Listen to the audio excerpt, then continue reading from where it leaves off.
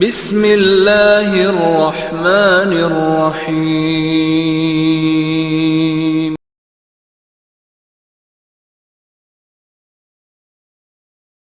بسم الله الرحمن الرحيم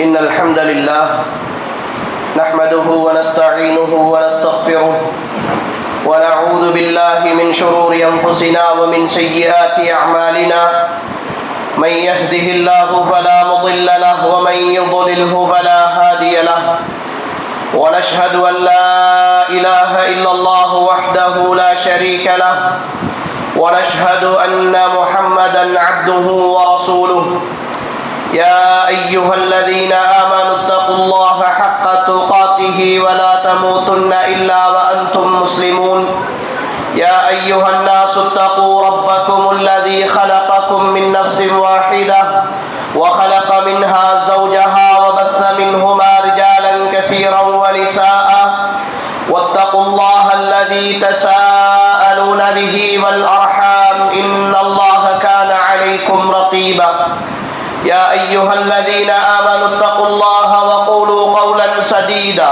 يصلح لكم أعمالكم ويغفر لكم ذنوبكم ومن يطع الله ورسوله فقد فاز فوزا عظيما فإن أصدق الحديث كتاب الله وخير الهدي هدي محمد صلى الله عليه وسلم وشر الأمور محدثاتها فإن كل محدثة بدعة وكل بدعة ضلالة وكل ضلالة في النار أما بعد فقد قال الله تبارك وتعالى في القرآن الكريم بعد أعوذ بالله من الشيطان الرجيم أفحسبتم أنما خلقناكم عبثا وأنكم إلينا لا ترجعون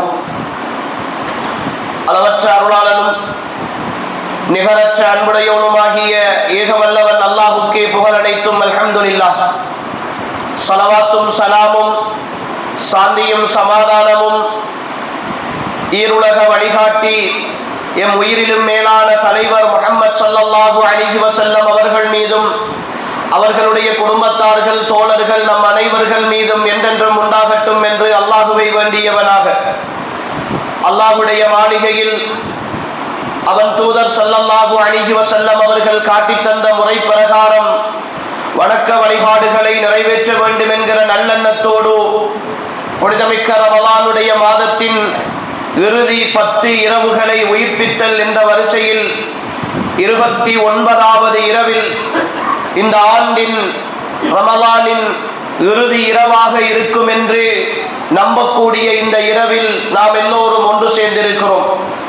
அன்புக்குரிய சகோதர சகோதரிகளே, ரமலான் வந்த வேகமும் தெரியாது, அது போய்கொண்டிருக்கிற வேகமும் தெரியாது என்று நேற்று வந்ததை போன்றிருக்கிற ரமலானின் இறுதி நாளை நானும் நீங்களும் அடைந்திருக்கிறோம். உண்மையில் ஒரு முஃமினை பொறுத்தவரை, ஒரு ஈமானியனை பொறுத்தவரை அவனுடைய உள்ளத்திற்கு மிக பாரமான ஒரு நாள் இன்றைய நாள். ஏனென்றால் அல்லாஹுடைய அருளும் அன்பும் மன்னிப்பும் இந்த பூமியில் நிறைந்திருக்கிற, அல்லாஹுவை அதிகம் நினைவு கூறக்கூடிய உள்ளத்தை தந்து கொண்டிருந்த, அல்லாஹுக்காக வேண்டி வாழ வேண்டும் என்ற உணர்வை அடிக்கடி நினைவூட்டி கொண்டிருந்த இந்த உலகத்தில் உள்ளத்திற்கான அமைதியையும் உள்ளத்திற்கான நிம்மதியையும் தந்து கொண்டிருந்த ஒரு அருள்மிக்க மாதம் எங்களை விட்டும் விடைபெறப் போகிறது என்கிற ஒரு கவலை ஒரு முஃமினை பொறுத்தவரை மாற்ற முடியாத, தவிர்க்க முடியாத ஒரு கவலையாக மாறிப்போயிருக்கிறது. என்ன செய்வது? யார் எங்களிடத்தில் வந்தாலும் பிரிவு என்பது தவிர்க்க முடியாதது. வழி அனுப்பித்தான் ஆக வேண்டும். எப்படியோ வந்தவர்களை வழி அனுப்பித்தான் ஆக வேண்டும். ஆனால் வந்த விருந்தாளியை மிக சரியாக, அழகாக, முறையாக கவனித்து வழி அனுப்பி இருக்கிறோமா என்ற கேள்விதான் அன்புக்குரிய சகோதர சகோதரிகளே இந்த நொடி என்னுடைய உள்ளத்திலும் உங்களுடைய உள்ளத்திலும் ஊசலாட வேண்டிய கேள்வி. விருந்தாளியாக வந்து அருளாளியாக எல்லாவற்றையும் செய்து என்னையும் உங்களையும் வாழ்க்கையில் மாற்ற வேண்டும் என்கிற சிந்தனையை தந்து எப்படியாவது இந்த உலக வாழ்க்கையினுடைய யதார்த்தத்தை புரிய வைத்து, பசியை புரிய வைத்து, தாகத்தை புரிய வைத்து, ஏழைகளுடைய உணர்வுகளை புரிய வைத்து, வாழ்க்கையினுடைய சிரமங்களில் இருந்து இப்படியும் ஒரு பக்கம் விடுபடலாம் என்று சொல்லி வழிகாட்டி, அல்லாஹுக்காக வாழ்தல் என்றால் என்ன, அல்லாஹுவை பயப்படுதல் என்றால் என்ன, தக்குவா என்று சொன்னால் அதனுடைய வடிவம் எப்படி இருக்கும், அது எப்படி மனித வாழ்க்கையில் தாக்கம் செலுத்தும் என்கிற விஷயங்களை எல்லாம் எனக்கும் உங்களுக்கும் பாடம் நடாத்திவிட்டு ஒரு ஆசானாக எங்களிடத்தில் இருந்து பிரியாவிடை கேட்டு நிற்கிற ஒரு நாள் இன்றைய நாள். இதை எப்படி நாம் வழி அனுப்ப போகிறோம், இதற்கு பிறகு என்ன செய்ய போகிறோம், இந்த நாளில் இருந்து நாம் என்ன தீர்மானத்தை நிறைவேற்ற போகிறோம் என்கிற ஒரு சில விஷயங்களை தான் இன்றைய நாள் நானும் நீங்களுமாக பேசுதல் மிக பொருத்தமாக இருக்கும் என்று கருதுகிறேன். அன்புக்குரிய சகோதர சகோதரிகளே, நானும் நீங்களும் ஏற்றுக்கொண்டிருக்கிற இந்த புனிதமிக்க தீனுல் இஸ்லாம், இது உண்மையான வாழ்க்கை நெறி, இது சத்தியமான வாழ்க்கை நெறி. இதை போன்ற ஒரு மார்க்கம், இதை போன்ற ஒரு சிந்தனை இந்த பூமியில் அறவே கிடையாது என்று நம்பிக்கொண்டிருக்கிற ஒரு சமுதாயம் நாம். அதுதான் உண்மையும் கூட. இஸ்லாம் சொல்லி தந்திருக்கிற வாழ்க்கையை போன்றோ, இஸ்லாம் சொல்லி தந்திருக்கிற ஒரு கட்டமைப்பை போன்று இந்த உலகத்தில் எந்த ஒரு மதமும் போதிக்கவில்லை, எந்த ஒரு மார்க்கமும் போதிக்கவில்லை. எல்லா மதங்களும் மார்க்கங்களும் ஏதோ ஒரு பகுதியை போதித்துக் கொண்டிருக்கிற பொழுது இஸ்லாம் மாத்திரம்தான் வாழ்க்கைக்கு தேவையான எல்லா பகுதிகளையும் போதிக்கிறது. இஸ்லாமிய பொருளியல் என்று ஒன்று இருக்கிறது, ஆனால் மாற்று மதங்களில் அப்படி ஒரு பொருளாதார திட்டம் கிடையாது. இஸ்லாமிய வியாபாரத்தை பற்றி பேசுகிறோம், மாற்று மதங்களில் அப்படியான முறை கிடையாது. இஸ்லாமிய திருமணத்தை பற்றி பேசுகிறோம், மாற்று மதங்களில் அப்படியான ஒரு முறை கிடையாது. எங்கெல்லாமோ இருந்து கடன் வாங்கிய விஷயங்களைத்தான் அவர்கள் தங்களுடைய சிந்தனைகளாக வைத்துக் கொண்டிருக்கிறார்கள். ஆனால் வாழ்க்கைக்கு தேவையான ஒவ்வொரு தலைப்பிலும் இஸ்லாம் மிக தெளிவாக எனக்கும் உங்களுக்கும் படிப்பித்திருக்கிறது. மிக அழகான ஒரு வாழ்க்கை திட்டத்தை அமைத்திருக்கிறது. அதனால் தான் என் தலைவர் முஹம்மது ஸல்லல்லாஹு அலைஹி வஸல்லம் அவர்கள் இந்த வாழ்க்கை திட்டத்தை பற்றி சொல்லுகிற பொழுது, தரக்துக்கும் அலல் மஹஜ்ஜத்தில் பைலா, தரக்துக்கும் அலல் மஹஜ்ஜத்தில் பைலா, உங்களை நான் ஒரு வெள்ளை வெளிர் என்ற பாதையில் விட்டு செல்லுகிறேன். லைலுஹா கனஹாரிஹா, அதனுடைய இரவும் பகல் போன்ற தெளிவான பாதை. லா யஸீகு அன்ஹா இல்லா ஹாலிக், ஒரு அழிந்து போனவனை தவிர வேறு யாருமே அதிலிருந்து வழிகவர முடியாத மிக தெளிவான ஒரு வழியில் உங்களை விட்டு செல்லுகிறேன் என்று என் தலைவர் முஹம்மது ஸல்லல்லாஹு அலைஹி வஸல்லம் இந்த இஸ்லாமிய மார்க்கத்தை ஒரு அழகான ஒரு உவமையினூடாக எனக்கும் உங்களுக்கும் தெளிவுபடுத்தினார்கள். அன்புக்குரிய சகோதர சகோதரிகளே, இந்த இஸ்லாம் வாழ்க்கையில் எனக்கும் உங்களுக்கும் கிடைத்தது ஒரு சர்வ சாதாரணமான தற்செயலான ஒரு நிகழ்வு. நானும் நீங்களும் இன்று முஸ்லீமாக இருக்கிறோம். என்னுடையதும் உங்களுடையதும் தாய், அவர்களுடைய தாய் தந்தையர்கள், அவர்களுடைய தாய் தந்தையர்கள் என்று இங்கிருக்கிற பெரும்பாலான சகோதரர்கள் நாங்கள் பரம்பரை முஸ்லிம்களாக வந்தவர்கள். பரம்பரை பரம்பரையாக வாழையடி வாழையாக இஸ்லாம் என்று சொல்லுகிற அந்த பெருமானத்தை விட்டுக்கொண்டதன் விளைவு அதை பெருமதி உள்ள ஒன்றாக கருத முடியாதவர்களாக நானும் நீங்களும் இருக்கிறோம். இதற்காக நாங்கள் எந்த தியாகமும் செய்யவில்லை, இதற்காக எந்த போராட்டமும் நடத்தவில்லை, இதற்காக நாம் எந்த இழப்புகளையும் சந்திக்கவில்லை, இதற்காக நாம் என்னென்ன விலை கொடுக்க வேண்டுமோ அந்த விலைகளை எதையுமே கொடுக்காமல் எனக்கும் உங்களுக்கும் இந்த இஸ்லாம் சர்வ சாதாரணமாக வந்து சேர்ந்திருக்கிறது.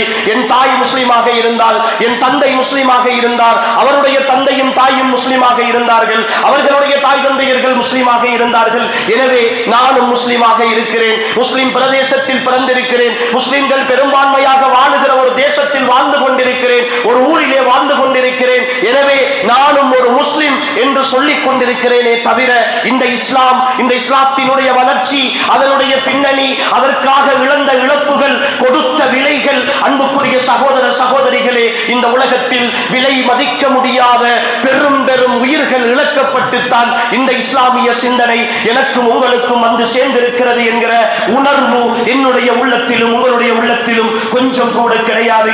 அல்லாஹ்வின் தூதர் ஸல்லல்லாஹு அலைஹி வஸல்லம் மக்கமா நகரத்தில் இந்த புனிதமிக்க தீனுல் இஸ்லாத்தை போதிக்கிறார்கள். அல்லாஹ்வின் தூதரோடு ஒரு சில சஹாபாக்கள், விரல் விட்டு எண்ணக்கூடிய சஹாபாக்கள், மதீனாவினுடைய அடிமைகளாக இருந்தவர், மக்காவினுடைய அடிமைகளாக இருந்தவர்கள், மக்காவினுடைய ஏழைகளாக இருந்தவர்கள் இஸ்லாத்தை ஏற்றுக்கொள்கிறார்கள்.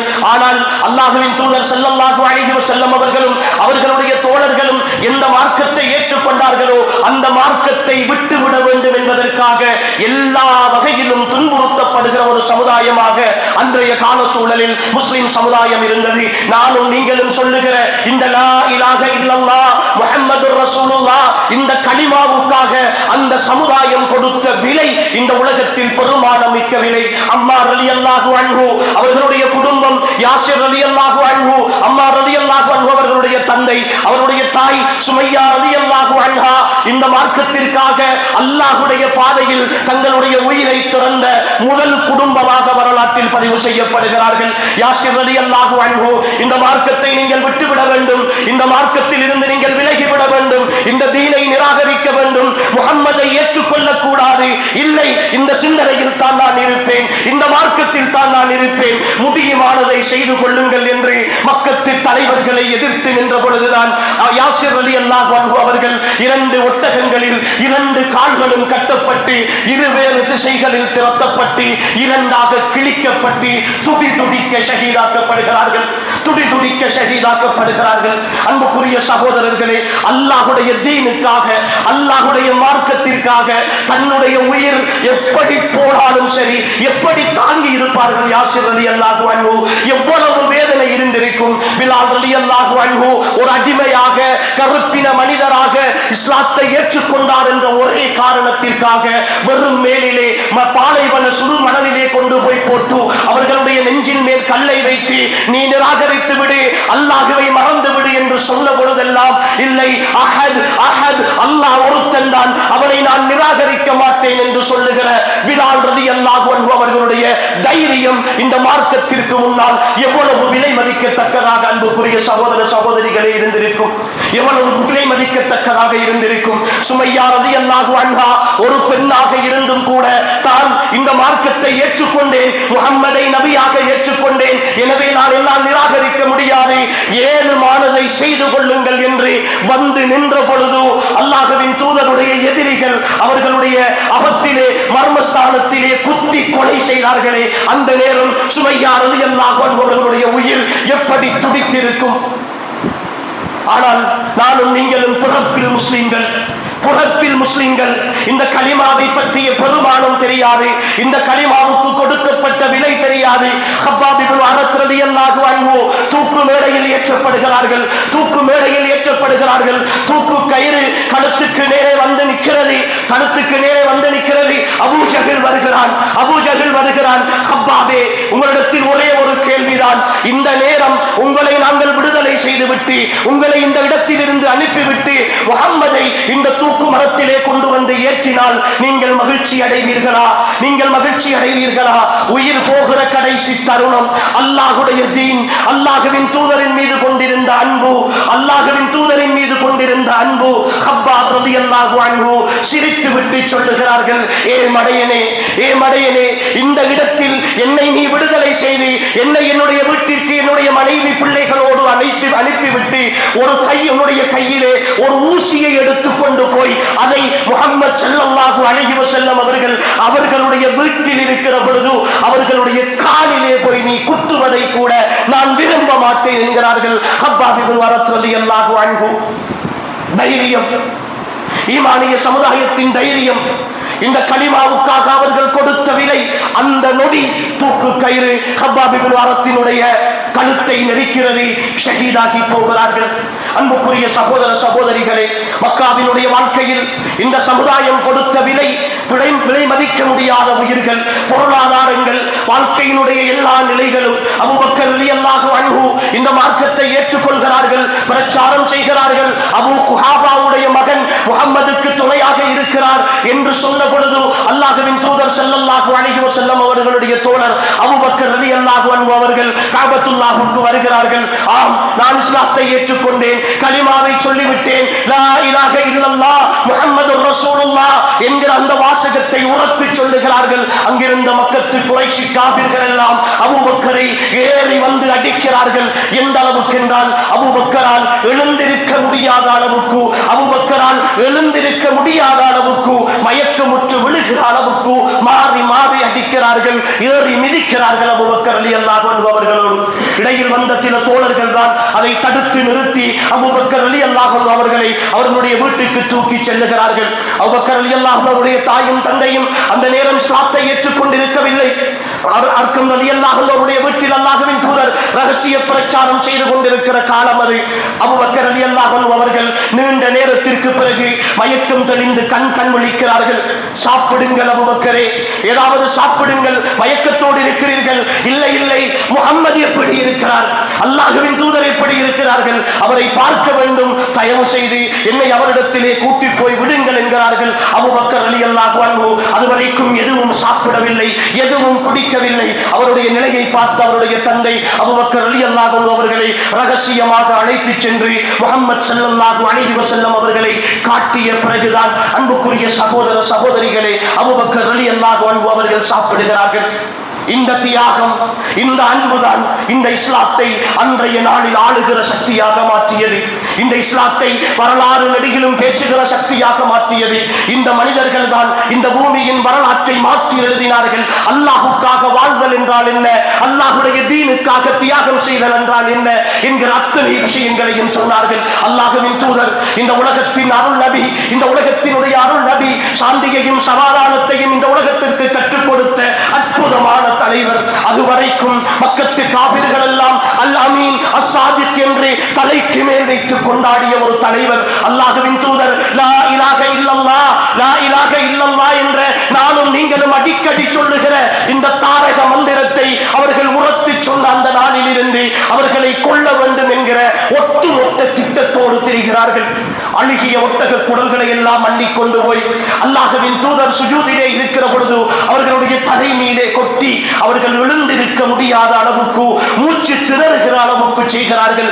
அவர்கள் போகிற பாதைகளில் எல்லாம் கற்களையும் முட்களையும் கொட்டி அவர்களை நோவினைப்படுத்துகிறார்கள். என்னென்ன அநியாயங்கள் செய்ய முடியுமோ அத்தனை அநியாயங்களையும் கட்டவிழ்த்து விடுகிறார்கள். அந்த புனிதமான மனிதரின் மீது தாங்கிக் கொள்கிறார்கள். எதற்காக? நானும் நீங்களும் இந்த கலிமாவை சொல்ல வேண்டும் என்கிற ஒரே காரணத்திற்காக, நானும் நீங்களும் இந்த கலிமாவை சொல்ல வேண்டும் என்கிற ஒரே காரணத்திற்காக மதீனா நகரத்தின் பயணம். அல்லாஹ்வின் தூதர் ஸல்லல்லாஹு அலைஹி வஸல்லம் 12 நாட்கள் மதீனாவினுடைய பயணம். மக்காவிலே இருந்து மதீனாவுக்கு போன ஹிஜ்ரத்து பயணம். அன்புக்குரிய சகோதர சகோதரிகளே, ஒரு சர்வ சாதாரணமான பயணம் அல்ல அந்த பயணம். மதீனாவின் பாலைவன, மக்காவினுடைய பாலைவன வெளிகளை எல்லாம் தாண்டி வளமையாக போகிற எல்லா பாதைகளையும் விட்டுவிட்டு வேறொரு பாதையினூடாக மதீனாவை சென்றடைய வேண்டும். மதீனா மக்காவுக்கு போன சகோதரர்கள் ஃபவுர் குகை என்று சொல்லுகிற ஒரு குகையை பார்த்திருப்பீர்கள். நபி ஸல்லல்லாஹு அலைஹி வஸல்லம் அவர்கள் மக்காவிலே இருந்து மதீனாவுக்கு போகிற நேரம் அவர்கள் ஒளிந்திருந்த ஒரு குகை தூரத்தே இருந்து காட்டுவார்கள். 2 மலைகள் தாண்டி ஏற வேண்டிய ஒரு உயரமான குகை. 2 பேர் சாதாரணமாக உட்கார்ந்து இருக்கலாம், எழுந்து நிற்க முடியாது. ஒன்று உட்கார்ந்து இருக்க வேண்டும் அல்லது படுத்திருக்க வேண்டும். இப்படியான ஒரு குகை. ரசூல் ஸல்லல்லாஹு அலைஹி வஸல்லம் அவர்களும் அபூபக்கர் ரலியல்லாஹு அன்ஹு அவர்களும் அந்த மக்காவினுடைய வெயிலிலும் சூட்டிலும் அந்த குகைக்குள்ளே 3-4 நாட்கள் தங்கி இருந்தார்கள். அன்புக்குரியவர்களே, இந்த பள்ளிவாசலுக்குள் ஒரே இடத்தில் ஒரே சூழலில் பயத்தோடு வெளியிலே போக முடியாமல் ஒரு நாள் முழுக்க ஒரு இடத்திலே உட்கார்ந்து இருக்க முடியுமா? எழும்பக்கூடாது, வேறு எதுவும் செய்யக்கூடாது, உட்கார்ந்து மட்டும் இருக்க வேண்டும் என்றால் எங்களால் முடியுமா? இந்த பயான் நிகழ்ச்சிக்கு ஒரு அரை மணி நேரம் உட்கார்ந்து இருக்க முடியவில்லை. ஒரு நல்ல விஷயத்தை கேட்பதற்கு, ஒரு மார்க்க பாடத்தை படிப்பதற்கு ஒரு 10 நிமிடம் உட்கார்ந்து இருக்க முடியவில்லை.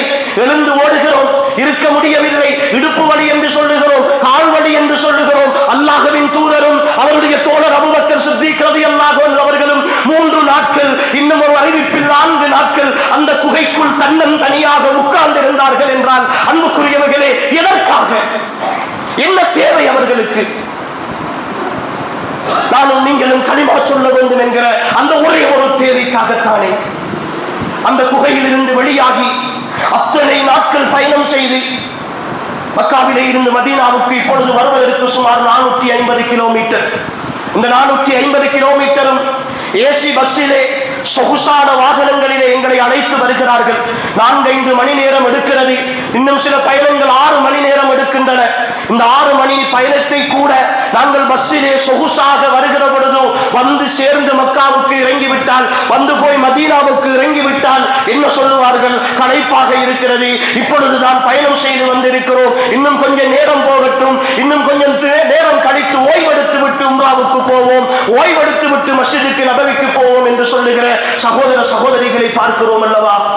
12 நாட்கள் 4 நாட்கள் அந்த குகையினுடைய பயணத்தை கழித்தால் 8 நாள் பயணம். அல்லாஹ்வின் தூதர் அந்த பாலைவன வெளியில் குடிப்பதற்கு தண்ணீர் இல்லாமல், உண்பதற்கு உணவில்லாமல் அந்த வெயிலிலும் இருளிலும் எப்படி பயணித்திருப்பார்கள்?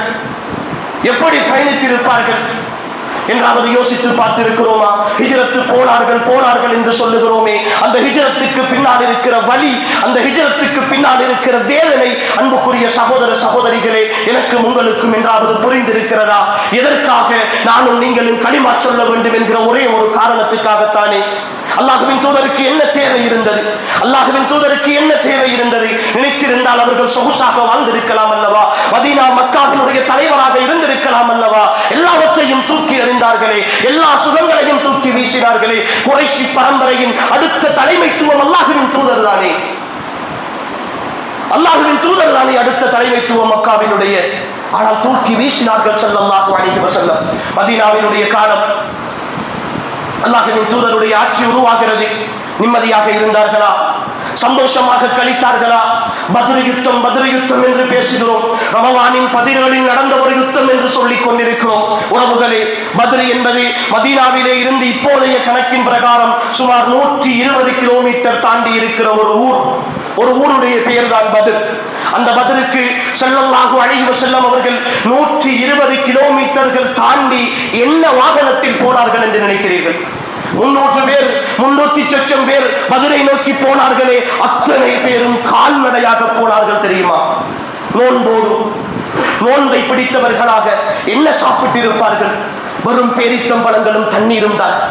பேரித்தம்பழங்களும் தண்ணீரும் தான் அந்த சமுதாயத்தை வழிநடத்தி கொண்டு போனது.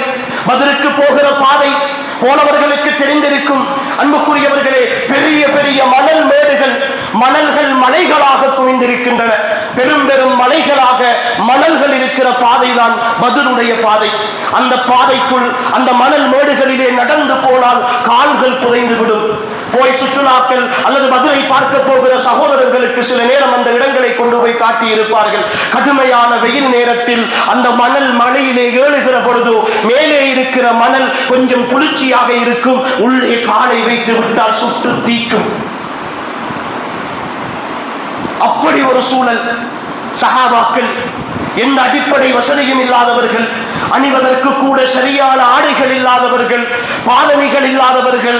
அன்புக்குரியவர்களே, அந்த மணலையும் தாண்டி அந்த மலைகளையும் தாண்டி 120 கிலோமீட்டர் அல்லாஹ்வுடைய தீனை பாதுகாக்குகிற பயணத்தில் போகிறார்கள். போகிற இடத்தில் நிலைமை தலைகீழாக மாறுகிறது. யுத்தம் செய்ய வேண்டிய சூழல் ஏற்படுகிறது.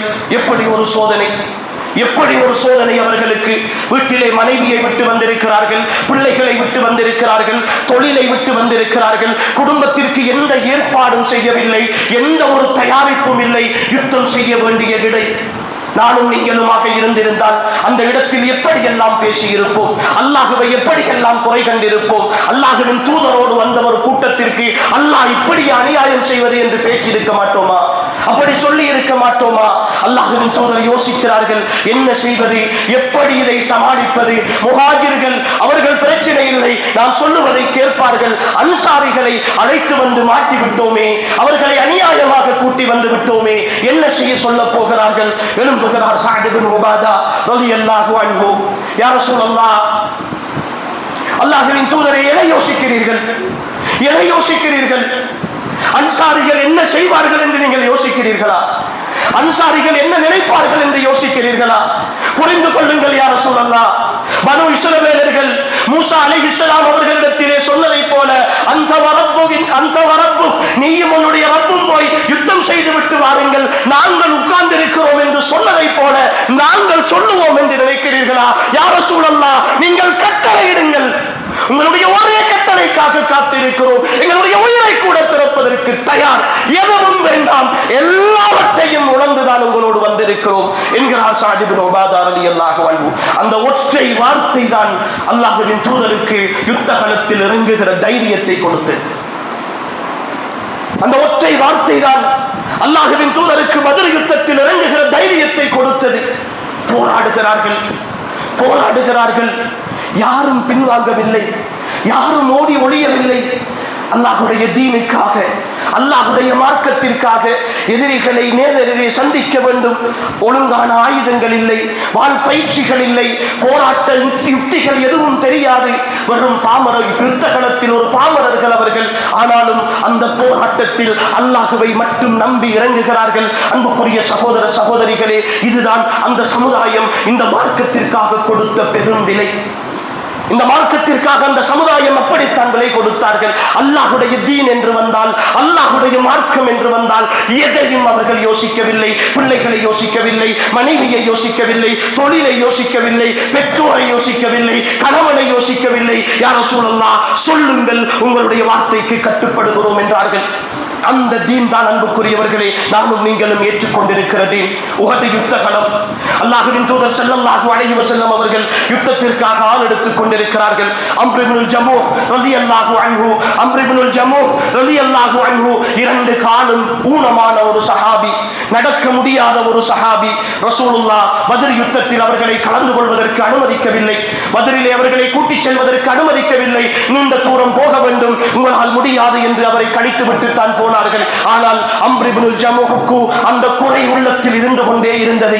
இந்த மார்க்கத்திற்காக என்னால் போராட முடியவில்லையே என்கிற உணர்வு இருந்து கொண்டே இருந்தது. அல்லாஹ்வின் தூதரை அழைத்துக் கொண்டே இருக்கிறார்கள். உஹது யுத்தத்தில் யா ரசூலல்லாஹ், எனக்கு அனுமதி தாருங்கள், எனக்கு அனுமதி தாருங்கள் என்று சொல்லிக் கொண்டே இருக்கிறார்கள். அல்லாஹ்வின் தூதரிடத்திலே அவருடைய பிள்ளைகள் வந்து சொல்கிறார்கள், யா ரசூலல்லாஹ், நாங்கள் இந்த யுத்தத்தில் கலந்து கொள்கிறோம், எங்களுடைய தந்தை இருக்கட்டுமே. அல்லாஹ்வின் தூதர் அனுமதி கொடுக்கிறார்கள், இருக்கட்டும். அவர், இல்லை யா ரசூலல்லாஹ், நான் வர வேண்டும், நான் இந்த யுத்தத்தில் கலந்து கொள்ள வேண்டும்.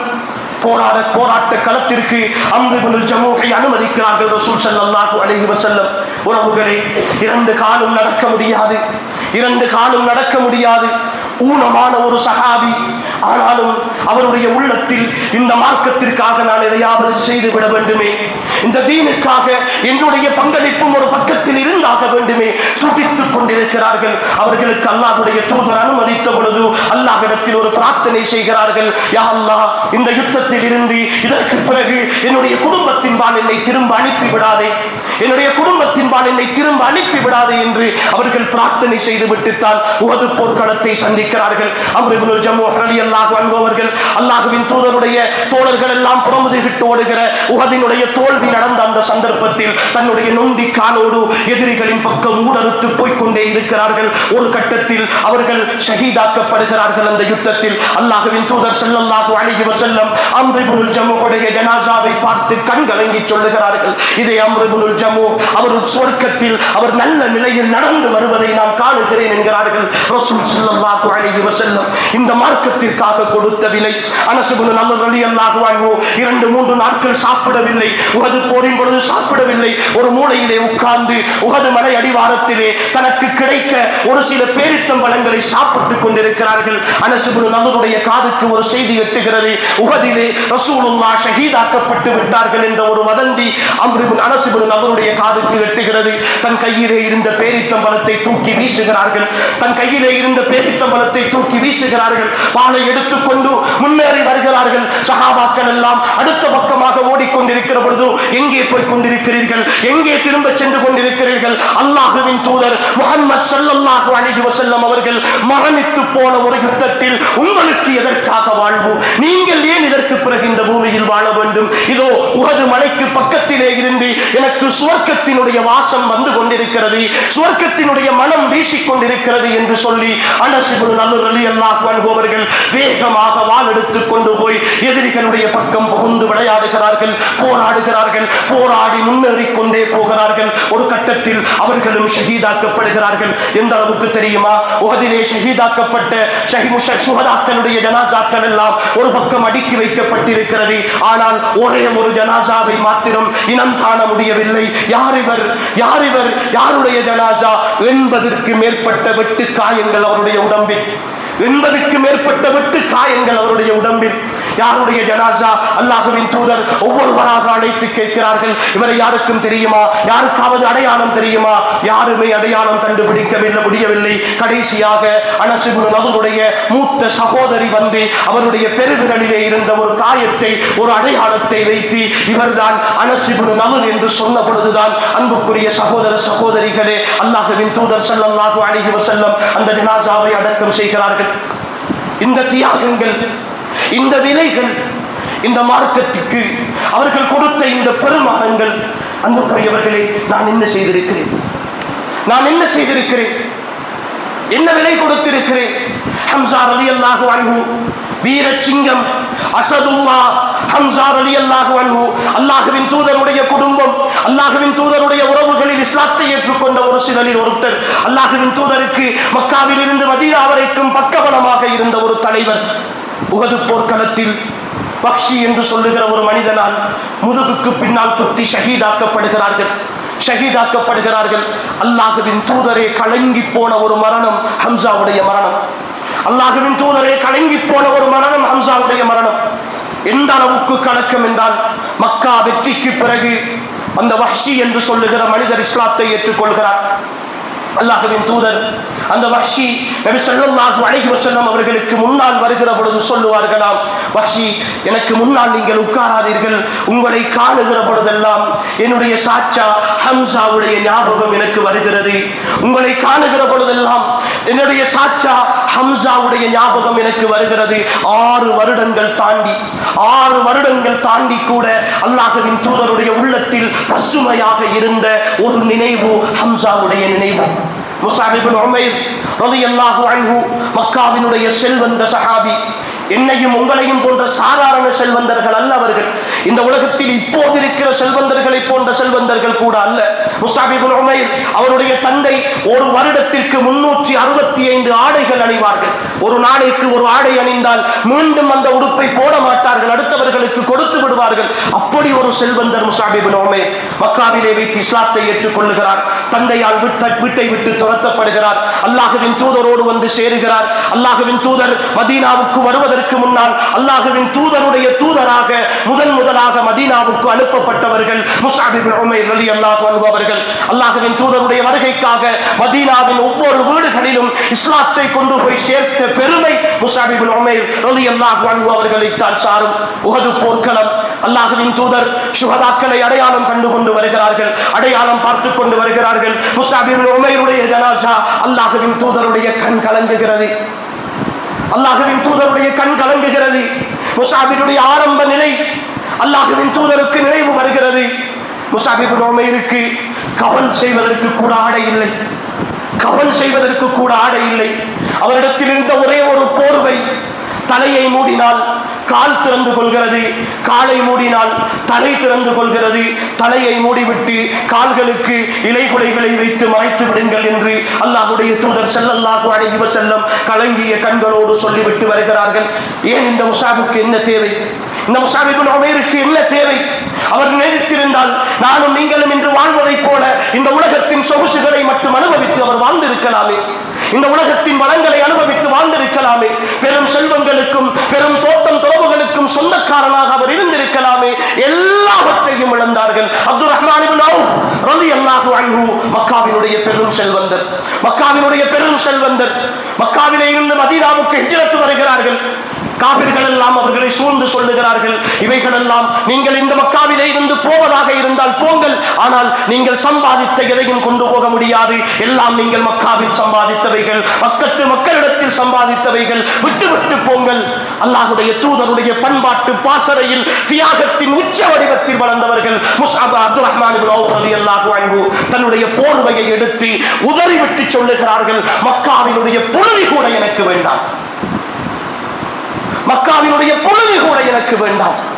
நான் அல்லாஹ்வின் தூதரிடத்தில் போவதற்கு என்னை விட்டு விடுங்கள் என்று தன் ஒட்டுமொத்த சொத்துக்களையும் விட்டுவிட்டுத்தான் அப்துல் ரஹ்மான் இப்னு அவுஃப் ரலியல்லாஹு அன்ஹு தன்னன் தனியான மனிதனாக மதீனா நகரத்தை சென்றடைந்தார்கள். அன்புக்குரிய சகோதர சகோதரிகளே, இது சஹாபாக்கள் என்கிற ஒரு உன்னதமான சமூகம் இந்த பூமியில் செய்த தியாகம். அவர்களை அடுத்து வந்தவர்களும் இந்த பூமியில் இந்த மார்க்கத்திற்காக அப்படித்தான் தியாகம் செய்தார்கள். அஹ்மது இப்னு ஹம்பல் ரஹிமஹுல்லாஹ் அவர்கள் இந்த பூமியில் அவர்கள் வாழ்ந்து கொண்டிருக்கிற காலம் ஃபித்னத்து ஹல்கில் குர்ஆன், குர்ஆன் படைக்கப்பட்டது என்கிற ஒரு ஃபித்னா இந்த சமுதாயத்தில் ஆட்சியாளர்களால் முன்வைக்கப்பட்ட ஒரு காலம். அந்த காலப்பகுதியில் இருந்த ஆட்சியாளர்கள் கூட அந்த சிந்தனையை மக்கள் மத்தியிலே விதைத்துக் கொண்டிருந்தார்கள். குர்ஆன் இறக்கப்பட்ட புத்தகம் அல்ல, அது ஒரு புத்தகமாகவே படைக்கப்பட்டு நபி அவர்களிடத்தில் கொடுக்கப்பட்ட ஒரு வேடுதான் குர்ஆன் என்கிற சிந்தனைக்கு எதிராக ஒரு அரசனை எதிர்த்து, ஒரு மன்னனை எதிர்த்து தன்னந்தனியாக நிற்கிறார்கள் அஹ்மது இப்னு ஹம்பல் ரஹிமஹுல்லாஹ்.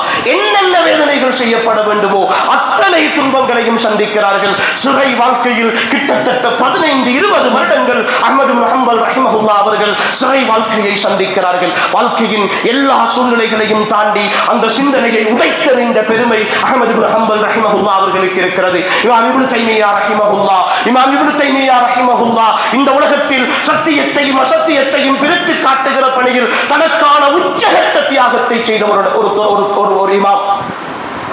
தன்னுடைய வாழ்க்கையின் எல்லா பகுதிகளையும் யாரெல்லாம் இஸ்லாத்துக்கு எதிரான சிந்தனையோடு இருந்தார்களோ, அது ஷியாக்களாக இருக்கலாம், அது முர்ஜியாக்களாக இருக்கலாம், அது கதரியாக்களாக இருக்கலாம், அது ஜபரியாக்களாக இருக்கலாம், அகீதாவுக்கு முரண்பட்ட எல்லா சாராரையும் இந்த உலகத்தில் அறிமுகப்படுத்த வேண்டும் என்று அதற்காகவே தன் வாழ்நாளை அர்ப்பணித்தவர்களில் இமாம் இப்னு தைமிய்யா ரஹிமஹுல்லாஹ் அவர்கள் வரலாற்றில் இடம்பெறுகிறார்கள். அன்புக்குரிய சகோதர சகோதரிகளே, இப்படி ஒவ்வொரு அறிஞரும் ஒவ்வொரு இமாமும் ஒவ்வொரு காலப்பகுதியில் தோன்றித்தான் இந்த சிந்தனை என்னுடைய கையிலும் உங்களுடைய கையிலும் வந்து சேர்ந்திருக்கிறது.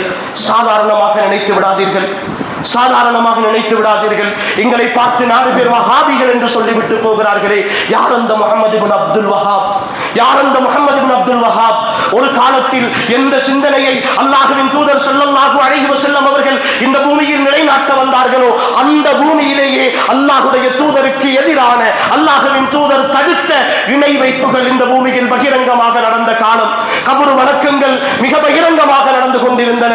இப்பொழுது இருக்கிற பக்கி அல்-அர்கத், ஜன்னத்துல் பக்கி என்று சொல்லுகிற அந்த இடம், அதிலே சஹாபாக்களுடைய கபர்கள் எல்லாம் அடையாளப்படுத்தப்பட்டு இவர்கள் முக்கியமானவர்கள், இவர்கள் இமாம்கள் என்று ஒவ்வொரு கபர்களுக்கு மேலே கட்டடங்கள் கட்டப்பட்டு அதற்காக விழா எடுக்கப்பட்டது. அல்லாஹ்வின் தூதர் எதை தடுத்தார்களோ, என்னுடைய கபரை நீங்கள் விழா கொண்டாடுகிற, பெருநாள் கொண்டாடுகிற இடங்களாக எடுத்து விடாதீர்கள், இதனால் தான் உங்களுக்கு முன் வாழ்ந்த யூத கிறிஸ்தவர்கள் சபிக்கப்பட்டார்கள் என்ற செய்திகளை எல்லாம் தூக்கி வீசிவிட்டு ஒவ்வொரு பிரதேசத்திலும் அடக்கப்பட்ட சஹாபாக்கள் அவர்களுடைய நினைவிடங்களாக கொண்டாடப்பட்டுக் கொண்டிருந்த சூழலில் தான் முஹம்மது இப்னு அப்துல் வஹாப் ரஹிமஹுல்லாஹ் இந்த தூய அகீதாவை முன்வைத்து போராடுகிறார்கள். அதற்காக அவர்கள் இழந்தவை ஏராளம். சொந்த ஊரிலே இருந்து துரத்தப்படுகிறார்கள், சொந்த தாய் தந்தையர்களிடத்தில் இருந்து பிரிக்கப்படுகிறார்கள், குடும்பத்தை இழக்கிறார்கள், நீண்ட நாள் வெளியூரிலே வாழுகிறார்கள். அதற்கு பிறகு பல போராட்டங்களை சந்திக்கிறார்கள், பல எதிர்ப்புகளை காணுகிறார்கள். எப்படியாவது இந்த சிந்தனையை இல்லாதொழிக்க வேண்டும், இந்த அகீதாவை நிலைநாட்டி ஆக வேண்டும் என்பதற்கான அவர்களுடைய முயற்சியினுடைய வெளிப்பாடுதான் அன்புக்குரிய சகோதர சகோதரிகளே இன்று ஒரு பிலாது தௌஹீதாக ஒரு நாடு இந்த உலகத்தில் இருக்கிறது என்றால் அவர்கள் பட்ட துன்பத்திற்கு பின்னால் வந்த விலைதான் அன்புக்குரிய ஈமானிய உறவுகளே இந்த தேசம். இப்படி ஒவ்வொரு இடத்திலும் ஒவ்வொரு அறிஞரும் ஒவ்வொரு இமாமும் இந்த மார்க்கத்திற்காக கொடுத்திருக்கிற விலைகள் ஏராளமாக கொடுத்திருக்கிறார்கள், தாராளமாக கொடுத்திருக்கிறார்கள். அதே போன்றுதான் எங்களுடைய பிரதேசங்களிலும் எங்களுடைய நாட்டிலும் இந்த கொள்கையை, குர்ஆன் சுன்னாவை ஆரம்ப காலங்களில் போதிக்க வந்த அறிஞர்கள், ஆரம்ப காலத்திலே போதித்த அதற்காக பங்களிப்பு செய்த மனிதர்கள் அவர்கள் நிறைய விலை கொடுத்திருக்கிறார்கள். குடும்பங்களால் துரத்தப்பட்டிருக்கிறார்கள், திருமணம் செய்து தரமாட்டோம் என்று சொல்லப்பட்டிருக்கிறார்கள், வாழ்க்கையில் நிறைய இழந்திருக்கிறார்கள். ஏன்? எத்தனையோ உயிர்களை கூட தியாகம் செய்திருக்கிறார்கள். குடும்பத்தினுடைய ஒரு திருமணத்திற்கு அவர்கள் போக முடியாது, குடும்பத்தினுடைய ஒரு மையத்துக்கு அவர்கள் போக முடியாது, ஒரு நோயாளியை விசாரிக்க போக முடியாது, ஒதுக்கப்பட்டார்கள். ஏதோ அவர்கள் தாழ்ந்த சாதிகளை போல நடத்தப்பட்டார்கள். ஆனால் அன்று அவர்களுக்கு ஏற்பட்ட மன அழுத்தங்களின் பொழுதெல்லாம் இந்த கொள்கையை விட்டு அவர்கள் தூர போயிருந்தால் நானும் நீங்களும் அன்புக்குரிய சகோதர சகோதரிகளே இந்த தூய்மையான சிந்தனையில் இன்று இருக்க முடியாது. அவர்கள் அங்கு சிரமப்பட்டு காடு வெட்டி வழிசாக்கி அவர்கள் போட்ட அந்த பாதையில் நாம் இன்று சொகுசாக போய் கொண்டிருக்கிறோம். அவ்வளவுதான். ஒரு பள்ளிவாசல் தொழுவதற்கு இல்லை, குர்ஆன் சுன்னாவை நிலைநாட்டுவதற்கு ஒரு ஜும்மாவுக்கு போக முடியாது. வீடுகளிலே ஜும்மா தொழுதாக வேண்டும், ஏதாவது ஒரு ஒதுக்குப்புறத்திலே தொழுதாக வேண்டும். சொந்த வீடுகளுக்குள் ஏதாவது ஒரு இடத்தை எடுத்துத்தான் பழைய காலங்களிலே சொல்லுவார்கள், ஏதாவது ஒரு இடத்தை எடுத்துத்தான் இப்படி ஈராக் காலங்களில் கியாமுல் லைல்கள் நிறைவேற்ற வேண்டுமா, கடைசி பத்தை உயிர்ப்பிக்க வேண்டுமா, ஒரு சொந்த இடம் கிடையாது, சொந்த பள்ளிவாசல் கிடையாது. தூய்மையான குர்ஆன் சுன்னாவை நிலைநாட்டுவதற்கான எந்த ஒரு உரிமையும் கிடையாது. வெளியிலே வந்தால் அடிப்பார்கள், வெளியிலே வந்து தொழுதால் ஏசுவார்கள். விரல் அசைத்ததற்காக விரல் வெட்டப்பட்டவர்கள், 8 ரக்காத் தொழுது வெளியே போவதற்காக இழுத்து இருப்பாட்டப்பட்டவர்கள், அதற்காக அடிக்கப்பட்டவர்கள், தொப்பி போடவில்லை என்பதற்காக பள்ளிக்குள் அனுமதிக்கப்படாமல் துரத்தப்பட்டவர்கள் என்று இந்த கொள்கைக்காக எத்தனையோ தியாகம் செய்த பழைய சகோதரர்களை இன்றும் சந்தித்துக் கொண்டிருக்கிறோம். அன்புக்குரிய வாலிபர்களே, யுவதிகளே, சகோதர சகோதரிகளே, இந்த தீனுக்காக நானும் நீங்களும் என்ன செய்திருக்கிறோம்?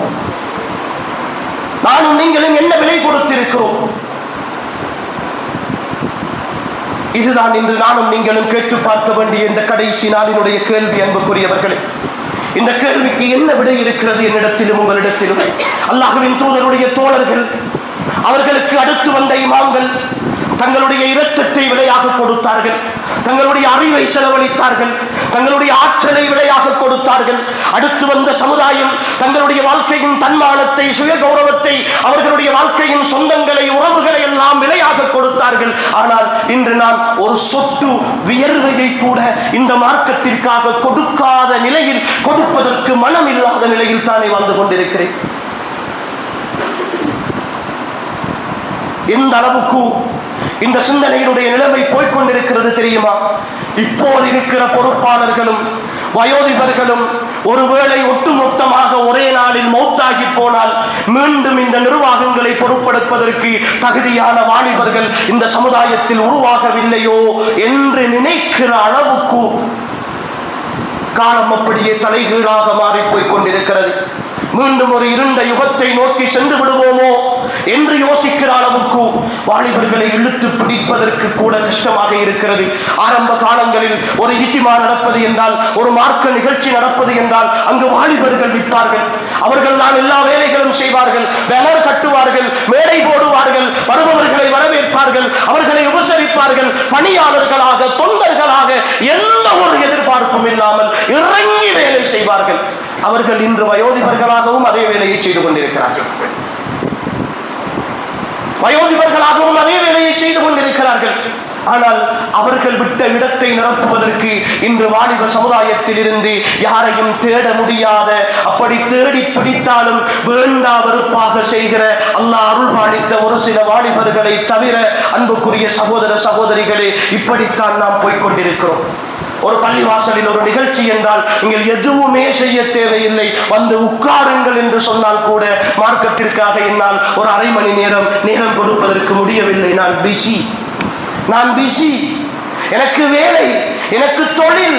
ஏனென்றால் இந்த உலகம் தான் என்னுடைய வாழ்க்கையினுடைய முடிவு. நான் இந்த உலகத்தை கட்டியாள வந்தவன், இந்த உலகத்தில் ஏதாவது சம்பாதித்து சாதிக்க வந்தவன். இந்த உலகத்தை சாதித்து விட்டால் என் வாழ்க்கையில் எல்லாம் முடிந்துவிடும் என்று நினைத்தோம். அப்படித்தானே வாழ்ந்து கொண்டிருக்கிறோம், அந்த உணர்வோடு தானே வாழ்ந்து கொண்டிருக்கிறோம். தொழுகையை கூட கடமைக்குத்தான் செய்து கொண்டிருக்கிறோம், உணர்வோடு செய்து கொண்டிருக்கிறோமா?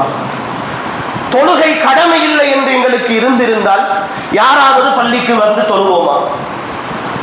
ஒரு கடமைக்காகத்தான் அதில் ஒட்டி கொண்டிருக்கிறோம். ஆனால் இத்தனையையும் செய்த என் ரப்புக்கு நன்றி கடனாக நான் சுஜூது செய்ய ஆக வேண்டும் என்ற உணர்வோடு அல்லாஹ்வுடைய மாளிகைக்கு அல்லாஹு அக்பர் என்று கேட்கிற பொழுது ஓடோடி வருபவர்கள் குறைவாகத்தானே இருக்கிறோம். அன்புக்குரிய சகோதர சகோதரிகளே, அந்த உணர்வோடு வீடுகளிலே தொழுபவர்கள் குறைவாகத்தானே இருக்கிறோம். சகோதரிகளே, என்னுடைய மார்க்கத்தினுடைய நிலை எப்படி இருக்கிறது என்பதை அவரவர் சிந்தித்தால் புரிந்து கொள்ளக்கூடிய அளவுக்கு இருக்கிறது. என்ன தியாகம் செய்திருக்கிறேன், என்ன சிரமப்பட்டு இருக்கிறேன். ஏதாவது செய்வது என்றால் பக்கத்தில் இன்னும் ஒரு எதிர்பார்ப்பு எனக்கு இருக்கிறது. எல்லோரும் தான் அன்புக்குரிய சகோதர சகோதரிகளை இந்த நேரத்தில் ஆழமாக யோசிக்க வேண்டிய ஒரு கட்டாயத்தோடு இருக்கிறோம். என்ன செய்திருக்கிறோம் இந்த மார்க்கத்திற்காக? ஒரு ஜமாஅத்தினுடைய அங்கத்தவர்களாக, ஒரு பள்ளியினுடைய நிர்வாகிகளாக, ஒரு சமூகத்தினுடைய தலைவர்களாக இருக்கிற ஒவ்வொரு சகோதரனும் புரிந்து கொள்ளுங்கள், உங்களுக்குடைய இந்த பொறுப்பு என்பது இது அமானிதம். நான் பள்ளியின் நிர்வாகியாக இருக்கிறேன், ஒரு ஜமாஅத்தினுடைய பொறுப்பிலே இருக்கிறேன், பெருமை அல்ல, அது பதவி அல்ல. யாரும் நினைத்து விடாதீர்கள் நான் ஒரு பதவியிலே இருக்கிறேன், நான் ஒரு அந்தஸ்திலே இருக்கிறேன். பள்ளி தலைவர் என்ற பதவி, பள்ளி செயலாளர் என்ற பதவி, ஜமாஅத்தினுடைய தலைவர் என்ற பதவி, ஜமாஅத்தினுடைய பொருளாளர் என்ற பதவி, அது பதவி அல்ல. அது உங்களின் மீது அல்லாஹ் சுமத்தி இருக்கிற பெரும் அமானிதம். நீங்கள் செய்கிற ஒவ்வொரு துரோகமும், நீங்கள் செய்கிற ஒவ்வொரு விஷயமும் உங்களை மட்டுமல்ல, அல்லாஹ் ஒட்டுமொத்த சமுதாயத்தின் சார்பாக உங்களை குற்றவாளிகளாக்குவார். ஒட்டுமொத்த சமுதாயத்திற்கும் நீங்கள் பதில் சொல்ல வேண்டியவர்கள். புரிந்து கொள்ளுங்கள், ஒரு கணவனாக நான் என்னுடைய குடும்பத்திற்கு மட்டும்தான் அல்லாஹ்விடத்தில் பதில் சொல்ல வேண்டும். ஒரு மனைவியாக என்னுடைய குடும்பத்திற்கு மட்டும்தான் அவள் பதில் சொல்லியாக வேண்டும். ஆனால் ஒரு பள்ளியினுடைய தலைவர், ஒரு பள்ளியினுடைய செயலாளர், ஒரு பள்ளியினுடைய நிர்வாக உறுப்பினர், இந்த மஹல்லாவிலே உள்ள ஒட்டுமொத்த மனிதர்கள் சார்பாகவும் அல்லாஹ்விடத்தில் பதில் சொல்ல வேண்டும். அந்த பதிலில் இருந்து தப்ப வேண்டும் என்றால் வெறுமனே பள்ளிவாசல் என்பது பணம் சேர்த்து நிர்வகிக்கின்ற பொறுப்பு மட்டுமல்ல. நாம் அப்படித்தான் நினைத்துக் கொண்டிருக்கிறோம். அதனால் தான் இன்று சில பிரதேசங்களில் பள்ளி நிர்வாகங்களுக்கு போட்டி. எங்களுடைய பிரதேசங்களில் எல்லாம் பள்ளி நிர்வாகத்திலேயும் போலீஸ் காவலோடு நடக்கும். ஒரு அரசியல் அது. 2-3 கட்சியைச் சேர்ந்தவர்கள் தங்களுடைய உறுப்பினர்களை பள்ளி தலைமைத்துவத்திற்கு போடுவதற்காக போட்டி போடுவார்கள். அதனால் தெரிவு முறையில் அடிப்படை குழப்பங்கள் வரும். அதற்காக போலீஸ் காவலோடு பள்ளி நிர்வாகம் தெரிவு செய்யப்படும். எப்படி ஒரு நிலைமைக்கு நாம் போயிருக்கிறோம் பார்த்தீர்களா?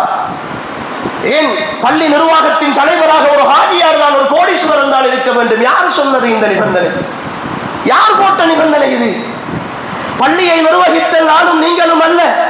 புரிந்து கொள்ளுங்கள், இது அல்லாஹ்வுடைய மாளிகை, இது அல்லாஹ்வுடைய மாளிகை, அல்லாஹ்வுடைய வக்ஃபு சொத்து இது. இந்த சொத்தை யாரை கொண்டு வேலை வாங்க வேண்டும் என்று அந்த ரப்புக்கு தெரியும். என்னுடைய வீட்டை நான் பராமரிக்க வேண்டும் என்றால் யாரை கொண்டு எப்படி வேலை வாங்க வேண்டும் என்று எனக்கு தெரியும். அவர்களை கொண்டு நான் தேவையான பொழுது வேலை வாங்கிக் கொள்வேன். அதற்காக என்னுடைய வீட்டை இன்னொருவர் என்னுடைய வீட்டுக்கு வந்து வேலை செய்கிறார் என்பதற்காக அவர் என்னுடைய வீட்டை உரிமை கொண்டாடினால் நான் விட்டு விடுவேனா? என்னுடைய உலகத்தின் சாதாரண ஒரு வீட்டை விட்டுவிட முடியாது என்றால் பைத்துல்லாஹ், அல்லாஹ்வுடைய வீடுகளை அடுத்தவர்கள் சொந்தம் கொண்டாடுவதற்கும், இது எங்களுடைய பள்ளி என்று சொல்வதற்கும், இதிலே நாங்கள் ஆட்சி செய்கிறோம் என்று சொல்வதற்கும் அவர்களுக்கு என்ன அருகதை இருக்கிறது? அல்லாஹ் அப்படி விட்டு விடுவானா? இன்னமா يأمر مساجد الله من آمن بالله واليوم الآخر وأقام الصلاة وآتى الزكاة ولم يخش إلا الله. அல்லாஹ்வையும் மறுமையையும் ஈமான் கொண்டு தொழுகையை நிறைவேற்றி ஜகாத்தை கொடுத்து அல்லாஹ்வை தவிர வேறு யாருக்கும் நாங்கள் பயப்பட மாட்டோம் என்று சொல்பவர்கள் தான் அல்லாஹ்வுடைய மாளிகையை நிர்வகிக்கின்ற அருகதை உள்ளவர்கள் என்று அல்லாஹ் சொல்லுகிறார். இன்று யாரெல்லாம் இருக்கிறார்கள் தெரியுமா? லோன் எடுத்து வீடு கட்டியவன் பள்ளியின் தலைவர், வட்டிக்கு கடன் எடுத்து கடை வைத்திருப்பவன் பள்ளியினுடைய செயலாளர், லீசிங்கிலே பினான்சிலே வாகனம் எடுத்து ஓடி திரிபவன் பள்ளியினுடைய பொருளாளர். அல்லாஹ்வோடு யுத்தம் செய்த ஒருவனுக்கு அல்லாஹ்வுடைய மாளிகையை நிர்வகிப்பதற்கு என்ன அருகதை இருக்கிறது?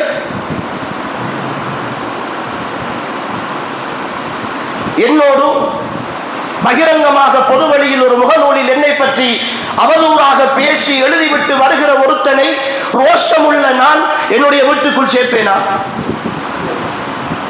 நடுவீட்டுக்குள் அவனை அழைத்துக் கொண்டு வைத்து அவனுக்கு சாப்பாடு கொடுப்பேனா? என் வீட்டினுடைய பொறுப்புகளை கவனிப்பதற்கு அவனிடத்திலே ஒப்படைப்பேனா?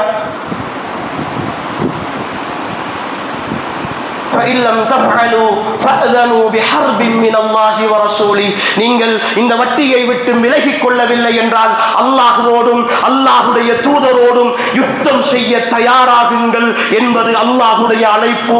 அந்த அழைப்புக்கு பதில் சொல்பவன் தான் வட்டிக்கு சைன் பண்ணுபவன், வட்டிக்கு கையொப்பமிடுபவன். இதோ நான் தயார், அல்லாஹ்வோடும் அல்லாஹ்வுடைய தூதரோடும் யுத்தம் செய்ய தயார் என்று சொல்லி எழுதிவிட்டு வருகிற ஒருத்தன் எப்படி சகோதர சகோதரிகளே அல்லாஹ்வுடைய மாளிகையை நிர்வகிக்கின்ற தகுதி உள்ளவனாக இருக்க முடியும்? ஒரு கொலைகாரனை பள்ளிக்குள் கொண்டு தலைவராக்க மாட்டோம். ஒரு குடிகாரனை பள்ளிக்குள் கொண்டு தலைவராக்க மாட்டோம். ஒரு பெண் தொடர்போடு உள்ள ஒரு விபச்சாரம் செய்பவனை பள்ளியின் தலைவராக்க மாட்டோம். ஒரு மோசமான நடத்தை உள்ளவனை தலைவராக்க மாட்டோம். அதெல்லாம் ஹராம், பெரும்பாவம் என்று விளங்குகிற எனக்கு ஏன் வட்டி மட்டும் காசாக விளங்குகிறது? அதில் கொடுக்கல் வாங்கல் செய்பவர்கள் மட்டும் ஏன் பணக்காரர்களாக தெரிகிறார்கள்? இந்த உலகத்தை பார்க்கிறேன், இந்த உலகத்தை பார்க்கிறேன். பள்ளியை நிர்வகிக்க ஒரு ஹாஜியார் வேண்டும். அவர் காசு இருந்தால் ஏசி போடுவார், அவர் வசதி இருந்தால் காபட் போடுவார், அவர் நல்லாக இருந்தால் பெயிண்ட் பண்ணுவார். எனவே நாங்கள் வசூல் பண்ண தேவையில்லை, விடுங்கள். இந்த பள்ளிகளை அலங்கரித்தல் அல்ல இந்த பள்ளியினுடைய நோக்கம். இந்த பள்ளிகள் அல்லாஹ்வுடைய மாளிகைகள். அதை அலங்கரிப்பதற்கும் பாதுகாப்பதற்கும் யாரை கொண்டு இந்த பூமியில் அவன் நிலைநிறுத்த முடியுமோ அது அவனுக்கு தெரியும். ஆனால் இங்க இருக்கிற நிர்வாகத்தின் நோக்கம் இந்த பள்ளியில் அல்லாஹ்வுடைய வார்த்தைகள் உயர்ந்தோங்குகிற முயற்சியை செய்ய வேண்டும். தாவா நிகழ்ச்சிகளுக்கு நிர்வாகத்தை காணவில்லை. நிகழ்ச்சி ஏற்பாடுகளுக்கு பேசுகிற பொறுப்பெடுக்கிற சகோதரர்கள் மட்டும் நிற்கிறார்கள். ஏனைய நிர்வாகிகள் விலகி சென்று விட்டார்கள். பொறுப்பாளர்கள் ஏற்பாட்டாளர்கள் கூட இல்லாத சபைகள். அன்புக்குரிய சகோதரர்களே, இந்த அமானிதத்தை பற்றி நாளை மறுமையில் அல்லாஹ் என்னையும் உங்களையும் நிறுத்தி கேட்டால் கண்மூடி யோசித்து பாருங்களேன், என்ன பதில் சொல்ல போகிறோம்? என்ன பதில் சொல்ல போகிறோம்? அல்லாஹ்வுடைய நீதிமன்றம் ஒன்று இருக்கிறதே, அல்லாஹ்வுடைய நீதிமன்றம் ஒன்று இருக்கிறதே. அல்யௌம நஹ்திமு அலா அஃப்வாஹிஹிம் வ துகல்லிமுனா ஐதீஹிம் வ தஷ்ஹது அர்ஜுலுஹும் பிமா கானூ யக்ஸிபூன். அவர்களுடைய நாவுகளுக்கெல்லாம் முத்திரையிட்டு அவர்களுடைய கால்களும் கைகளும் அவர்களுடைய தோள்களும் அவர்களுக்கு எதிராக பேசுகிற சாட்சி சொல்லுகிற ஒரு நாள் இருக்கிறது. வகாலு லிஜுலூதிஹிம் லிமா ஷஹித்தும் அலைனா. அவர்களுடைய தோள்கள் அவர்களுக்கு எதிராக சாட்சி சொல்லுகிற பொழுது, உங்களுக்காகத்தானே எல்லாம் செய்தோம், உங்களை அழகுபடுத்தவும் பராமரிக்கவும் உங்களை வளர்க்கவும் தானே எல்லா சிரமங்களையும் பட்டோம், எல்லா உழைப்பையும் கொடுத்தோம், ஏன் எங்களுக்கு எதிராக சாட்சி சொல்லுகிறீர்கள்? காலு அன்தகனல்லாஹு அல்லதி அன்தக குல்ல ஷை. ஒற்றை வார்த்தையில் விடை. எதையெல்லாம் உலகத்தில் பேச வைத்த ரப்புதான் இன்று மறுமையில் எங்களையும் பேச வைத்து விட்டான். அவனிடத்தில் பார்த்துக்கொள். அப்படி என்னுடைய உடல் உறுப்பெல்லாம் எனக்கு எதிராக சாட்சி சொல்லுகிற பொழுதில் அல்லாஹ்வுடைய சன்னிதானத்தில் நானும் நீங்களும் என்ன பதில் சொல்லுவோம்? அன்புக்குரிய சகோதர சகோதரி, என்ன பதில் சொல்லுவோம்? அன்புக்குரிய வாலிபர்களே, அன்புக்குரிய வயோதிபர்களே, அல்லாஹ்வுடைய நல்லடியார்களே, பெண்களே, சகோதரிகளே, இந்த இறுதி வேளையின் இறுதி நாளின் வசியத்தாக, ஒரு நசீஹத்தாக உங்களோடு சொல்லிக் கொள்கிற ஒரே ஒரு விஷயம் என்ன தெரியுமா? இந்த பூமியை விட்டு நான் மரணிக்கிற பொழுது இந்த மார்க்கத்திற்காக ஒரு அங்குலமேனும் ஏதாவது ஒரு பங்களிப்பை நான் செய்திருக்க வேண்டும். இந்த தீனுக்கான ஏதாவது ஒரு பங்களிப்பை செய்திருக்க வேண்டும். என் பேச்சால், என் எழுத்தால், என் பொருளாதாரத்தால், என் உடல் உழைப்பால் ஏதாவது ஒன்றை நான் செய்யாமல் இந்த பூமியை விட்டு நான் மௌத்தாகிவிடக் கூடாது என்று அல்லாஹ்விடத்தில் இந்த இறுதி நாளில் நீங்கள் கேளுங்கள். கற்பனை செய்து பாருங்களேன், நாளை மறுமையில் அனஸ் இப்னு நதர் 80 வெட்டு காயங்களோடு வருவார். முஸஅப் இப்னு உமைர் அவர் ஷஹீதாகிய நிலையில் அவர்களுடைய கைகால் வெட்டப்பட்ட நிலையில் வருவார். ஹம்சா அவருடைய முதுகில் குத்தப்பட்டு இரத்தம் வடிந்த நிலையில் வருவார். அம்ர் இப்னுல் ஜமூஹ் அவருடைய நொண்டி காலோடு அவர் வெட்டப்பட்ட நிலையில் வருவார். பத்ரினுடைய சஹாபாக்கள், உஹதினுடைய சஹாபாக்கள், கந்தக்கினுடைய சுஹதாக்கள் என்று எல்லோரும் அப்படி வருவார்கள். அதற்கு பின் நடந்த எல்லா யுத்தங்களிலும் அல்லாஹ்வுடைய தீனுக்காக தங்களை அர்ப்பணித்த ஒவ்வொருவரும் வருவார்கள். எங்களுக்கு முன்வாழ்ந்த அறிஞர்கள் வருவார்கள். எங்களோடு வாழ்ந்து சமகாலத்தில் அல்லாஹ்வுக்காக உழைத்த பல சகோதரர்கள் வருவார்கள். நானும் நீங்களும் வருவோம். எப்படி வருவோம்? தூங்கி எழுந்து ஆறுதலாக இருந்து எங்களுடைய ஓய்வு நேரங்களை எல்லாம் வீணாக கழித்து, கிடைத்தால் தொழுது, கிடைத்தால் ஓதி, கிடைத்தால் நன்மை செய்து வாழ்க்கையை தொலைத்துவிட்டு மஹ்ஷருடைய வெளியில் வருவோம். எப்படி சகோதர சகோதரிகளே அவர்களுக்கு நாங்கள் ஈடாகுவோம்? எப்படி ஈடாகுவோம்? அல்லாஹ்வுக்காக கொஞ்சம் யோசியுங்கள். அல்லாஹ்வுக்காக கொஞ்சம் யோசியுங்கள். இந்த மார்க்கத்திற்கு நான் தேவை கிடையாது, அதை புரிந்து கொள்ளுங்கள். அல்லாஹ்வுடைய தூதர் ஸல்லல்லாஹு அலைஹி வஸல்லம் அவர்களிடத்திலே சில சஹாபாக்கள் வந்து சொன்னார்கள், சில மனிதர்கள் வந்து சொன்னார்கள், காட்டரபிகள், யா ரசூலல்லாஹ், நாங்கள் இஸ்லாத்தை ஏற்றுக்கொண்டு இஸ்லாத்துக்கு நாங்கள் பெருமை சேர்த்து விட்டோம் என்று சொன்னார்கள். அந்த நேரம் அல்லாஹ் தஆலா சொன்னான், யமுன்னூன அலைக அன் அஸ்லமு, அவர்கள் இஸ்லாத்தை ஏற்றுக்கொண்டதால் அவர்கள் இஸ்லாத்திற்கு பெருமை என்று அவர்கள் நினைத்துக் கொண்டிருக்கிறார்கள். நபியே, நீங்கள் அவர்களிடத்தில் சொல்லுங்கள், இஸ்லாத்திற்கு எந்த பெருமையும் கிடையாது. இஸ்லாத்தை ஏற்றுக்கொண்டதால் இந்த மார்க்கம் கௌரவம் அடைந்து விட்டது என்று நினைக்காதீர்கள். உங்களுக்கு இஸ்லாம் தேவை என்று சொல்லுங்கள். அல்லாஹ் உங்களுக்கு நேர்வழி தந்து உங்களை அருள் புரிந்திருக்கிறான் என்று சொல்லுங்கள். அன்புக்குரியவர்களை புரிந்து கொள்ளுங்கள், இந்த இஸ்லாத்திற்கு நான் தேவை கிடையாது, எனக்கு இஸ்லாம் தேவை. இந்த மார்க்கத்திற்கு நான் தேவை கிடையாது. அல்லாஹ் இந்த மார்க்கத்தை யாரை கொண்டு உயிர்ப்பிக்க வேண்டுமோ அவர்களை கொண்டு உயிர்ப்பித்துக் கொண்டே இருப்பான். புரிந்து கொள்ளுங்கள் சகோதர சகோதரிகளே, இந்த இஸ்லாத்தில் நான் இருந்தாலும் இல்லாவிட்டாலும், உழைத்தாலும் உழைக்காவிட்டாலும், இந்த சிந்தனையை சுமந்தாலும் சுமக்காவிட்டாலும், மறுமை வரைக்கும் அல்லாஹ் குர்ஆன் சுன்னா என்கிற இந்த சிந்தனையை யாரை கொண்டாவது இந்த பூமியில் உயிர் பெறச் செய்து கொண்டே இருப்பான்.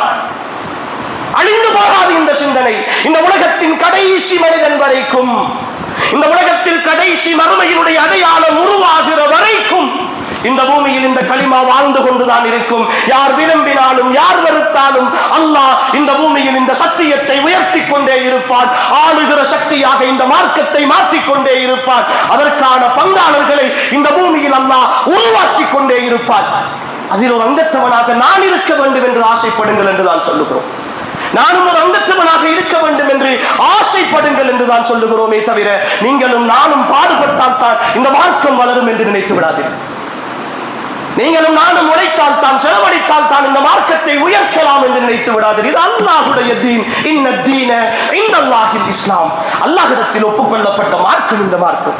அவன் ரப்பு, அவனுக்கு தெரியும் இந்த மார்க்கத்தை யாரை கொண்டு எப்படி எந்த நேரம் எந்த சூழ்நிலையில் பாதுகாக்க வேண்டும் என்று தெரியும். இத்தனை வருடங்களாக அவன் பாதுகாக்கிறானே, இத்தனை வருடங்களாக அதை கொண்டு வருவவனுக்கு தெரியாதா? அன்புக்குரிய சகோதர சகோதரிகளே, எனக்கும் உங்களுக்கும் இந்த இஸ்லாம் வேண்டும், இந்த தீன் வேண்டும். இந்த தீனுக்கான பங்களிப்பு தான் மறுமையின் வெற்றியாக வந்து சேரப்போகிறது என்பதை புரிந்து கொள்ளுங்கள். எல்லாம் வல்ல அல்லாஹ் தஆலா என்னையும் உங்களையும் பொருந்திக் கொள்ள வேண்டும். அன்புக்குரிய சகோதரர்களே, ரமலானின் கடைசி நாளிலே உட்கார்ந்திருக்கிறோம், கடைசி நாளிலே இருக்கிறோம். உண்மையில் ரமலானை வழி அனுப்புதல் என்பது மிக வேதனையான ஒரு விஷயம்தான். வேறு வழி இல்லை. காலம் அப்படித்தான் வேகமாக உருண்டோடி கொண்டிருக்கிறது. உருண்டோடுகிற இந்த காலத்தை வழி அனுப்பித்தான் ஆக வேண்டும்.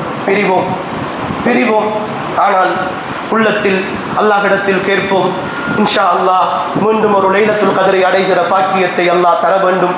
மீண்டும் பல ரமலான்கள், அந்த ரமலான்களில் உழைக்கிற, அந்த ரமலான்களில் இபாதத்து செய்கிற வாய்ப்பை இது எனக்கும் உங்களுக்கும் கடைசி வாய்ப்பாக அல்லாஹ் ஆக்கிவிடக் கூடாது. அடுத்த வருடம் இப்படி ஒரு நிகழ்வில் நானும் நீங்களும் மீண்டும் சந்திப்போமா? அல்லது இப்படி ஒரு பள்ளிவாசலில் இறுதி 10 இரவுகளை உயிர்ப்பிக்கிற பாக்கியம், அந்த பாக்கியம் கிடைப்பவர்களில் நானும் நீங்களும் இருப்போமா? சொல்ல முடியாத வேதனையோடு தான் அன்புக்குரியவர்களே இந்த ரமலானை வெளியனுப்ப வேண்டி இருக்கிறது. எவ்வளவு அழகான காலம், எவ்வளவு அல்லாஹ்வுக்காக நின்று வணங்கினோம், எவ்வளவு அல்லாஹ்வுக்காக பசித்தும் தாகித்தும் இருந்தோம், அடிக்கடி அல்லாஹ்வை நினைத்தோம். பெருநாளுக்கு பிறகு இப்படி ஒரு வாய்ப்பு கிடைப்பது அரிது. பெருநாளுக்கு பிறகு கடமைகளை செய்தாலே பெரிய விஷயம் என்கிற அளவுக்குத்தான் எங்களுடைய வாழ்க்கை மாறிப்போகும். அது இன்றைய உலகத்தினுடைய சூழல். ஆனால் அடுத்த வருடம் கிடைக்குமா? இருப்போமா? தெரியாது. யார் இருப்போம், யார் இல்லை? இந்த சபையில் காணுகிற முகங்களில் எத்தனை முகங்கள் அடுத்த ரமலானில் இந்த பள்ளிக்குள் உட்கார்ந்திருக்கும்?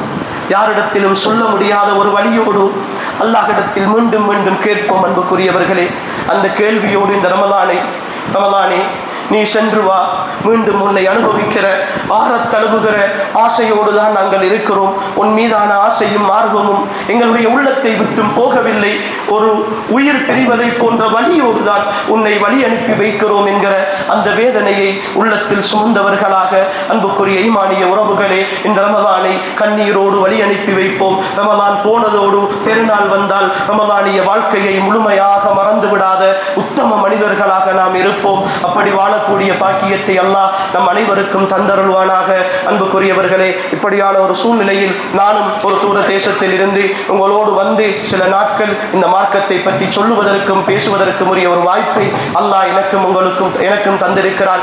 உண்மையில் இந்த நாட்கள் என்னுடைய வாழ்க்கையில் மறக்க முடியாத சந்தோஷமான நாட்கள். இந்த ஊருடைய மக்களும் இந்த ஊருடைய பள்ளி நிர்வாகங்களும் என்னோடு கலந்து கொண்டுகிற பொழுது அவர்கள் நடந்து கொண்ட முறைகள் அல்லாஹ் அவர்களுக்கு அருள் புரிய வேண்டும். மிக சிறந்த மக்களாக அல்லாஹ்வை சாட்சியாக வைத்து சொல்லுகிறேன், மிக சிறந்த மக்களாக நல்ல மக்களாக உங்களை பார்க்கிறோம். அல்லாஹு தஆலா உங்களுக்கு அருள் புரியட்டும். இன்னும் உங்களுடைய பொருளாதாரங்களிலும் உங்களுடைய வாய்ப்பு வசதிகளிலும் அவருடைய ஆயுளிலும் அல்லாஹு தஆலா பரக்கத்து செய்யட்டும். என்னால் முடிந்த வரைக்கும் எனக்கு தெரிந்த என்னுடைய குறுகிய அறிவுக்கு உட்பட்ட சில விஷயங்களை நான் உங்களுக்கு எட்டி வைத்திருக்கிறேன். என்னுடைய அமானிதத்தை நான் சரியாக நிறைவேற்றினேனா இல்லையா என்று எனக்கு தெரியாது. இருந்தாலும் என்னுடைய ஹக்கிலும் என்னுடைய மனைவி பிள்ளைகளுடைய விஷயத்திலும் என்னுடைய பெற்றோர்கள் குடும்பத்தினுடைய விஷயத்திலும் என்னுடைய ஆரோக்கியத்திலும் நீங்கள் எல்லோரும் கட்டாயமாக உங்களுடைய துஆக்களில் உங்களுடைய குடும்பத்தில் ஒருவனாக நினைத்து என்னையும் நீங்கள் சேர்த்துக் கொள்ள வேண்டும். கையேந்துகிற வேலைகளில் எல்லாம் எனக்காகவும் நீங்கள் செய்கிற பெரிய ஒரு உதவி என்றால் அது நீங்கள் செய்கிற பிரார்த்தனைகள் தான். அந்த பிரார்த்தனைகளுக்காக நாங்கள் காத்திருக்கிறோம். அதே போன்று என்ன நல்ல விஷயங்களை நீங்கள் கேட்பீர்களோ அந்த விஷயங்களில் ஒன்றையாவது ஒவ்வொரு நாளும் உங்களுடைய வாழ்க்கையில் அமல்படுத்துங்கள். எங்களை போன்ற அழைப்பாளர்களுக்கு கிடைக்கிற ஒரே ஒரு நிம்மதியும் சந்தோஷமும் அதுதான். அது வேறொன்றுமல்ல. நாங்கள் சொல்லிவிட்டு போகிற செய்திகளை நீங்கள் வாழ்க்கையில் செய்தீர்கள் என்றால் எங்களுடைய கபருக்கு ஏதாவது லாபம் கிடைக்கும், ஏதாவது நன்மை கிடைத்துக் கொண்டே இருக்கும். அதை எதிர்பார்த்துத்தான் இந்த தியாகம் எல்லாம், அதை எதிர்பார்த்துத்தான் குடும்பங்களை பிரிந்து வந்திருக்கிறோம், அதை எதிர்பார்த்துத்தான் தூர தேசங்களுக்கு வந்திருக்கிறோம். அல்லாஹ்வின் மீதானையாக வேறு எந்த எதிர்பார்ப்பும் கிடையாது. எங்களுடைய கபறுகளிலும் எங்களுடைய மஹ்ஷரிலும் ஏதாவது ஒன்று உங்களால் கிடைக்க முடியுமாக இருந்தால் உங்களுடைய பிரார்த்தனையும் நாங்கள் சொன்ன விஷயங்களை நீங்கள் ஏற்றுக்கொண்டு செய்கிற அந்த நன்மைகளிலும் தான் இருக்கிறது என்பதை புரிந்து உங்களுடைய வாழ்க்கையில் செயற்படுத்துங்கள். எங்களுக்காக பிரார்த்தனை செய்யுங்கள். எல்லாம் வல்ல அல்லாஹு தஆலா என்னையும் உங்களையும் பொருந்திக் கொள்வானாக. வாழும் காலம் எல்லாம் அவனுக்கு கட்டுப்பட்டவர்களாக வாழ்ந்து இந்த பூமியில் இருந்து விடைபெறுகிற பொழுதும் உண்மையான முஃமின்களாக, முத்தகீன்களாக, சாலிஹீன்களாக, சித்தீகீன்களாக, ஷுஹதாக்களாக வாழ்ந்து மரணிக்கக்கூடிய வாய்ப்பையும் பாக்கியத்தையும் அல்லாஹ் நம் அனைவருக்கும் நசீபாக்குவானாக. ஹாதா மா இந்தி வல் இல்மு இன்தல்லாஹ் வ ஆகிரு தஅவானா அல்ஹம்துலில்லாஹி ரப்பில் ஆலமீன். வஸ்ஸலாமு அலைக்கும் வ ரஹ்மத்துல்லாஹி வ பரகாத்துஹு. والحمد لله رب العالمين.